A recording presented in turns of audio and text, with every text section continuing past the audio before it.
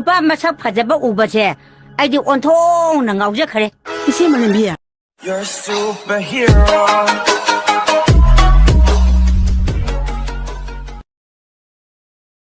Hello guys, welcome back again. Ngasi amuk mayam ga punna nungai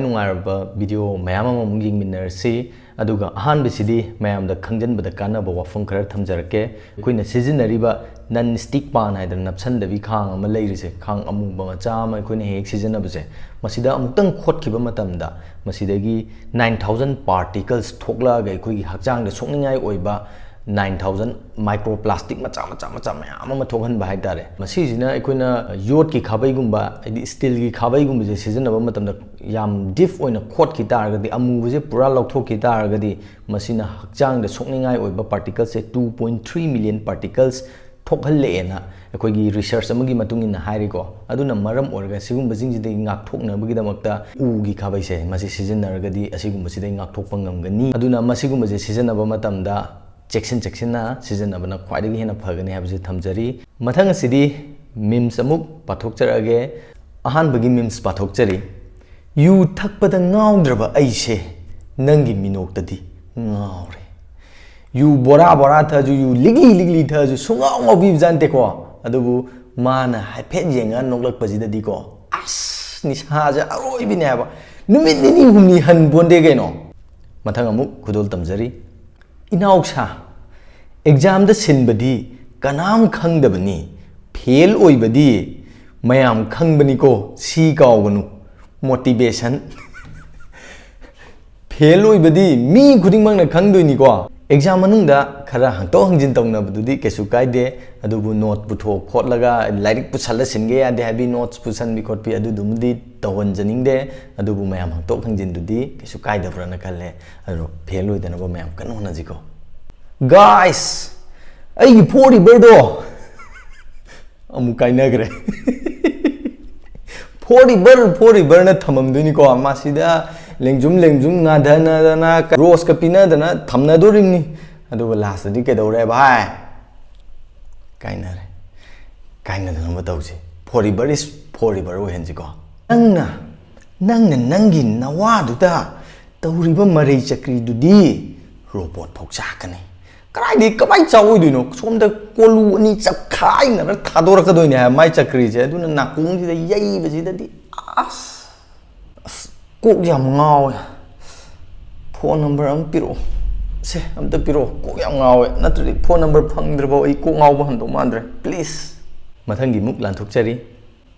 hojika ai khoi matam ga yang khenagre ko ai khoi di note kai do tawjarakte maramdi thangnabadai sinbanina akhoi matamdadi note kumba pusanbase yam kiju kinarami ko aduga note pusallega haidi another level ne ado note ke keide khoi sinarakte adubu hangna khonaba thangnabadai hangba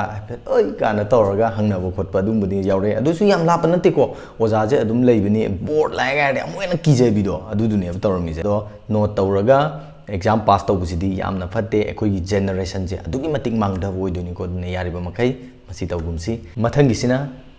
nangi x ta kai haininge tiffin puro ne yam haining bro tiffin charaga pur tilaki da bodo dure yam thongning bra ba mathangi sina noi tak tawgi sina oiba cute sidi asingbani ko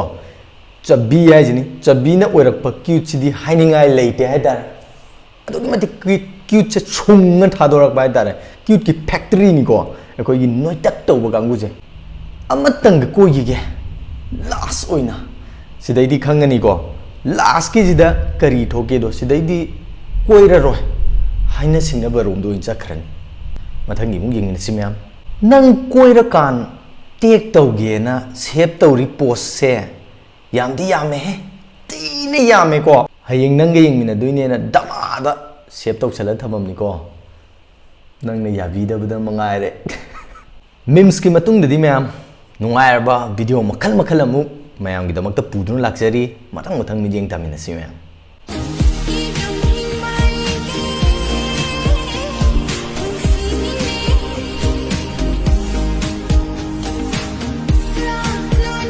Sing Lagi, lagi.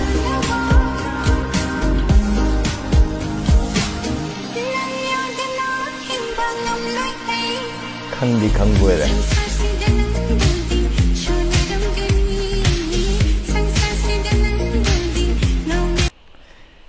Son cái son là dân qua, sang sáng pun mana ai sẽ mua cái oi những tar cái số ai đi nang khắc cái oi tu này tu na, cái em pakat cái nó ai là cái ní nang gì đâu mà thân cái mốc những nasi xem em. Phi su tu này có, imai, ai mút là gì vậy đi? As, phi cái loại bắt bắt ta đấy. As. Karin Hare Krishna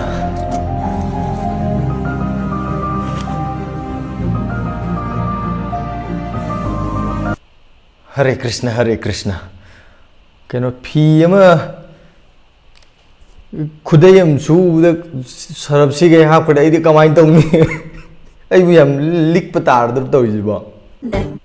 Pakhang kunsi khang gana maraji birunu Pataba amma anni dogi loina manthopinu chùm má Pakhang ngopto phi bani isholang sulunu Thema thema hai chang andang yadabalik teka Awa ba pangdo palso moide ikai do xem Bienda ba tay na famso moiki laite do adunday Pakhang Pakhang khoi di pen da phong do pham su leite awa ba su share to ba hite duna nang na khara war su wana sena bi over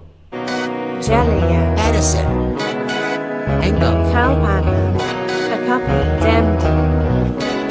Dabli, sei di na ro ai anai bi sei ni kai no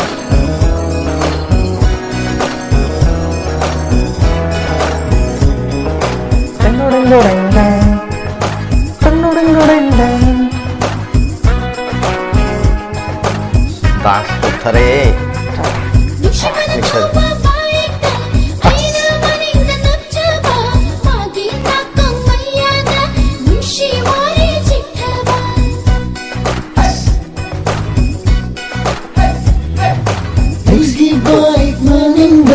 Aigi sai na naplaga Aigi na komayada Murum murum solagpa Kunungay ama Ay kunungay ama ai mai Kunungay kin ama ga ji Ay kunungay ama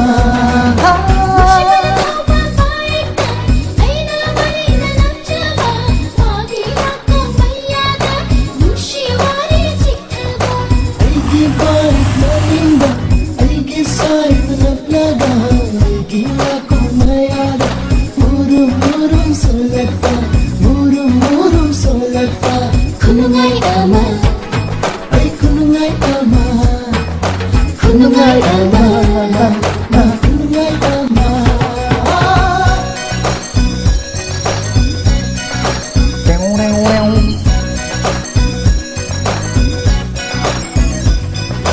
Sana solo yang Rotri hai Taas ki mai re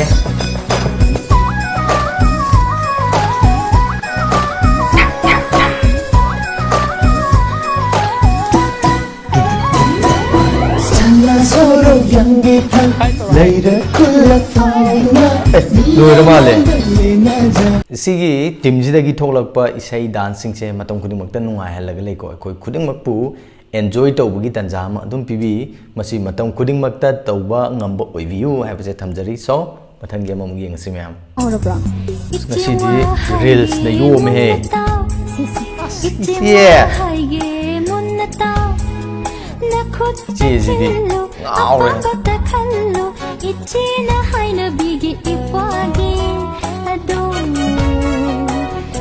ngâm muối cái đây nổ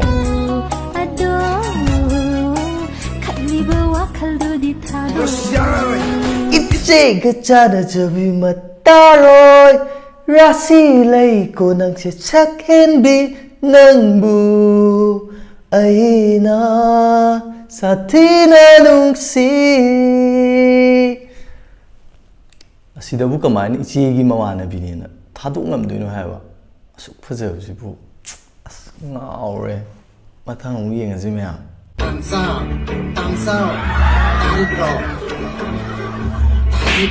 ꯑꯁ ꯊꯥꯖꯜꯂꯤꯍꯦ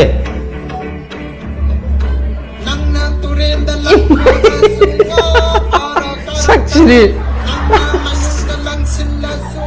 uima nung ne thomo e aigi saige video da sutaro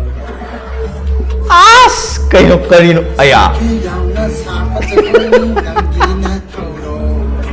sakke yauna sakpa isaini langina thoro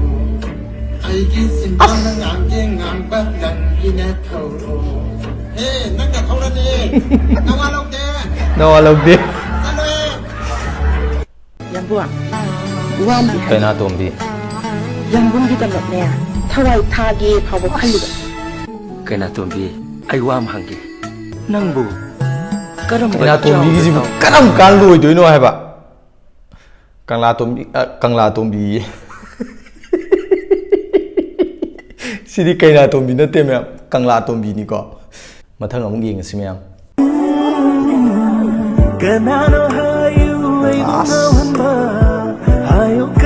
hayu kanalo sengna taklamu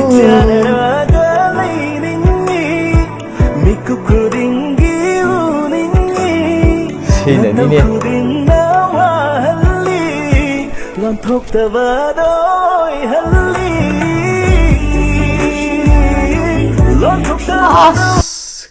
kamai tong ni ai di kamai tong ni karino ngasi thingnei me am jibo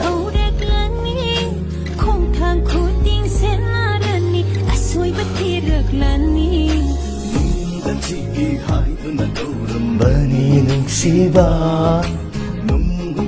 chenadrdi kamai tongni asoibadi thiba nataba nangdi kupsen chenadrdi yaroi haidi nasak phajabnina adada nungai gadradi khangdri dada dadubu hojikse social media gi platform sing ozateni dadagi cinema sing dagi lokhatpa cut macha reels oina shorts oina aduga memes oina any laiba ki issue mo oigera kumai rao mo oigera hojikse so watra masi ozateni ngakni ko yamna platform jisu yam chana bra haina kali pa yam da kari thambini yam nungai priya ngasi nangna si wahasima puthropase kaigi noida masi aina su haijaning leiramba haitare ko thagatsari sembiriba aigi jinlausing aina hanan thagatsari aidi kaigi noidi ai isana khangdraba